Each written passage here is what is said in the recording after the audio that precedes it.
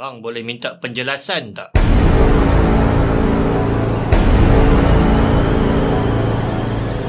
Okey, macam ni lah. Orang dah suruh aku buat konten pasal teori bumi lepeh ni dah lama dah. Tapi aku memang tak nak. Malas, tak ada faedah. Tapi gambar ni orang cuba nak buktikan bumi lepeh daripada kiblat ni. Aku tak boleh bang. Aku tak boleh. Aku trigger lain macam. Aku berang Kiblat ni satu benda yang orang Islam tak buat main-main. Dah beribu-ribu tahun dah sejak daripada ada agama Islam ni. Kalau ada satu benda yang kita boleh kata umat Islam sangat-sangat obses, dia adalah kiblat.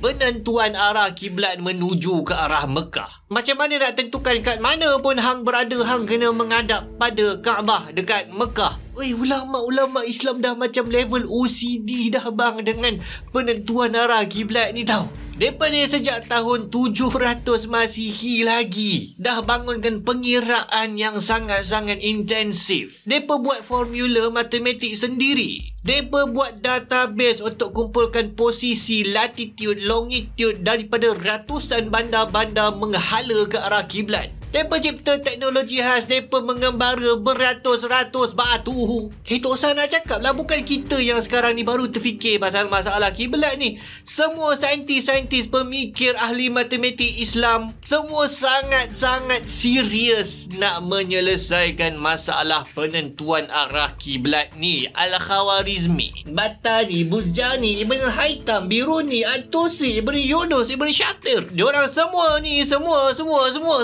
buat penentuan arah kiblat dengan pengiraan bumi sebagai sfera. Dengan cara mereka cari arah ke Mekah dengan menentukan arah laluan berdasarkan bulatan agung di atas permukaan bentuk bumi yang sfera. Inilah persamaan yang ulama Islam guna, dan persamaan ini melibatkan latitude, longitude, arah, azimut, benda-benda yang kita belajar dalam geografi tingkatan 1. Bila pengkaji barat cek equation persamaan yang digunakan, mereka jadi kagum sebab persamaan ini adalah betul-betul sebiji dengan formula trigonometri zaman moden. Tapi ulama Islam dah guna sejak tahun 900 Masihi lagi. Kau bayangkanlah nak selesaikan masalah ni guna kalkulator tu belum tentu dapat lagi. Tapi zaman dulu-dulu bentuk persamaan matematik bukan bentuk rupa gini pun. Ini bentuk rupa gini. Satu perenggan. Nombor pun tak ada. Kau bayangkanlah susah macam mana nak kira. Ini pula jaduan kiblat yang disusun oleh Al-Khalili pada tahun 1300.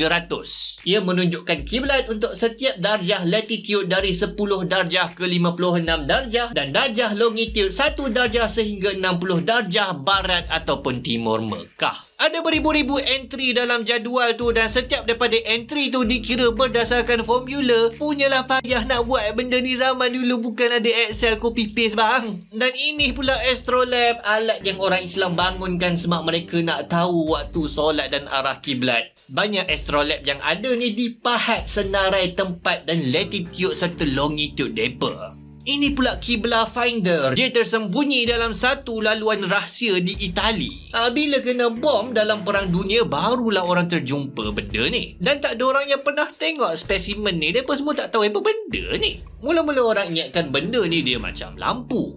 Tapi lepas dikaji, ini rupa-rupanya adalah alat untuk mengkaji kiblat dengan menggunakan cara pengiraan Al-Biruni. Al-Biruni buat pengiraan dan dia mendapati bahawa jejari ataupun radius bumi adalah sepanjang 6,335 km.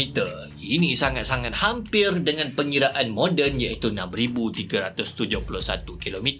Dan peta yang paling popular pada zaman sekarang adalah peta ni, peta Mercator. Tapi peta ni dia tak tepat untuk menentukan arah kiblat sebab sebenarnya peta ni dia herot berbanding dengan keadaan sebenar bumi yang berbentuk sfera. Jadi dengan pengetahuan advance matematik ulama Islam, mereka mencipta peta mereka sendiri dengan Mekah sebagai pusat. Peta ini dipanggil sebagai peta proyeksi azimut retro dan ia menghasilkan bentuk peta yang herot, khas untuk digunakan mencari kiblat berdasarkan rujukan bulatan agung bumi.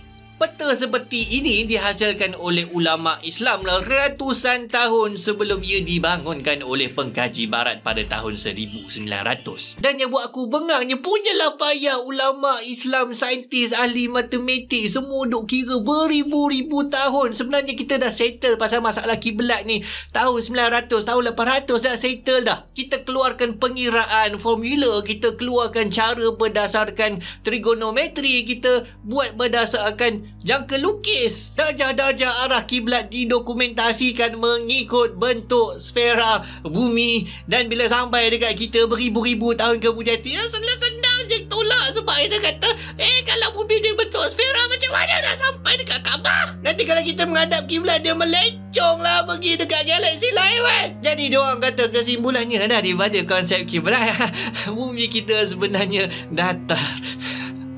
Beribu-ribu tahun ulama-ulama kita punya usaha campur dalam longkang. Macam tu je. Habis kalau macam tu, kalau kita solat dekat atas gunung, kalau kita solat dekat bangunan tinggi, kan kalau kita buat garis lurus dia tak sampai dekat Kaabah. Jadi kita kena solat condong macam Michael Jackson kan? Okay. Dia macam ni lah tuan-tuan dan puan-puan sekalian. Okay, ni kita ada satu kertas. Kertas ni dia leper, dia rata. Kita panggil kertas ini sebagai satah. Kemudian katakan dekat atas kertas ni ada semut.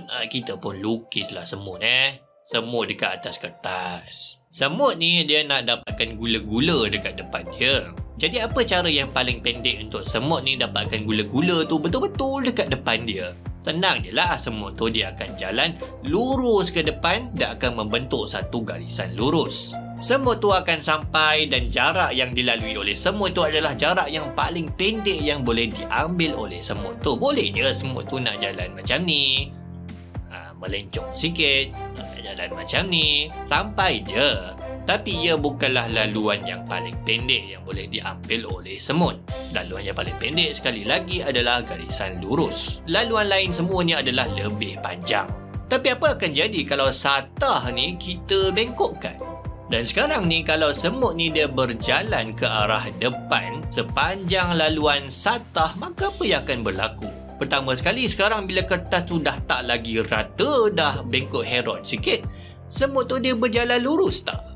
Kalau kita tengok, kita akan dapati bahawa taklah, pergerakan dia adalah sama dengan kertas herot. Tapi semut tu dia sampai tak dekat gula-gula? Ingat, semut tu dia cuma berjalan lurus saja ke depan. Bagi dia, dia tak jalan bengkok-bengkok langsung, dia tak pergi berubah arah, dia tak melencong.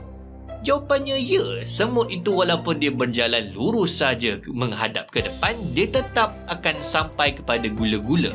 Sebab walaupun dunia satah semut tu dia dah berubah, tapi bagi semut tu gula-gula tu dia tetap berada di depan ia.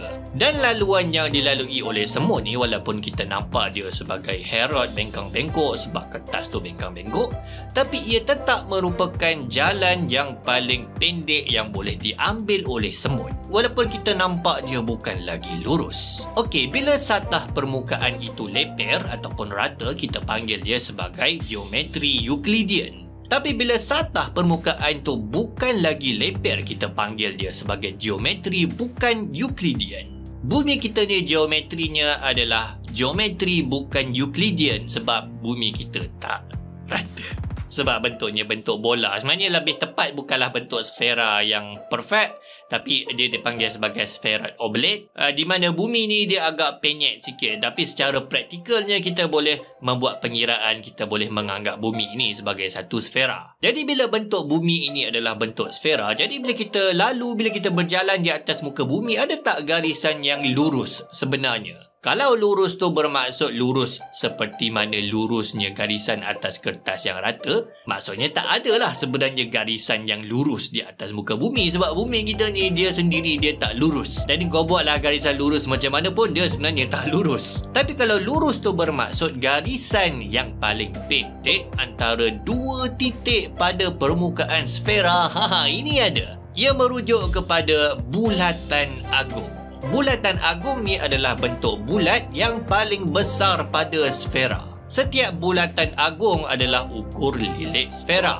Kalau kita duduk di atas bola ataupun sfera, kalau kita nak pergi ke satu tempat lain, laluan yang paling pendek adalah dengan cara kita lalu mengikut garisan bulatan agung. Kita boleh je lalu ikut laluan-laluan lain. Tapi hakikatnya semua laluan-laluan lain selain daripada laluan bulatan agung adalah laluan-laluan yang herot dan panjang.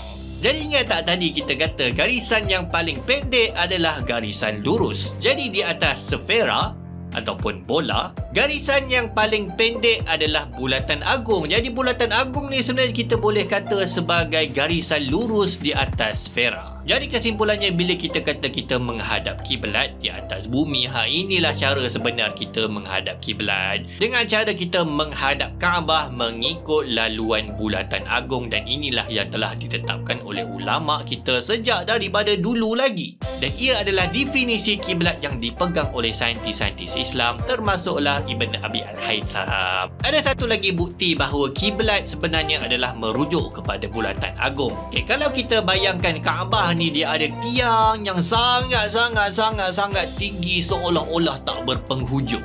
Jadi kat mana-mana je kita kat atas muka bumi, kita senang kan, kita menghadap je tiang tersebut. Sebab kita tahu kat bawah tiang tu adalah Kaabah, dan Allah menyuruh kita untuk memalingkan wajah kita kepada Kaabah. Jadi bayangkanlah kita naik bangunan yang tinggi. Jadi tak kiralah setinggi mana pun bangunan tu, kita tetap boleh menghadap kepada tiang Kaabah yang infinity tinggi dia. Jadi kita pun buatlah maksudnya tiang kedua, iaitu tiang kita sebagai pemerhati. Dan bila kita sambungkan antara tiang Kaabah dengan tiang kita sebagai pemerhati, kita akan dapati sesuatu benda. Pertama, tiang Kaabah dan tiang kita kalau kita panjangkan ke bawah akan bertemu di pusat bumi. Jadi kita dapati antara tiang pemerhati dengan tiang Kaabah, arah yang lurus direct akan membentuk bulatan agung. Jadi inilah cara kita menentukan kiblat sejak daripada dulu lagi. Kesimpulannya adalah bila hang sebut pasal kiblat, ulama kita daripada dulu lagi memang telah pun tahu, memang telah pun menetapkan bahawa kiblat ditentukan berdasarkan sferanya bentuk bumi kita. Bukan tiba-tiba 1400 tahun baru orang sedang, alah kalau bumi kita sfera, macam mana kita nak menghadap kiblat? Tak ada. Semua tu dah settle lama dah. Maka hargailah dan bacalah usaha-usaha yang telah dilakukan oleh ulama kita sejak daripada dulu lagi. Tolong jangan buat lagi gambar-gambar macam ni.